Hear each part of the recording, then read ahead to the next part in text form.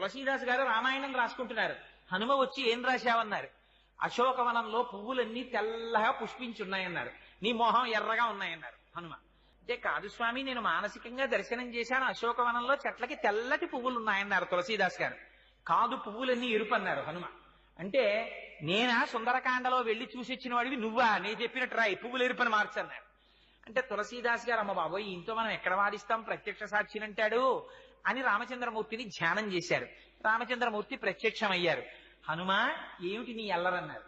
స్వామి అశోకవనంలో పువ్వులు తెల్లగా ఉన్నాయని రామాయణం రాస్తున్నాడు తులసీదాసు, నేను చూసినప్పుడు ఎర్రగా ఉన్నాయి పువ్వులన్నీ అన్నారు.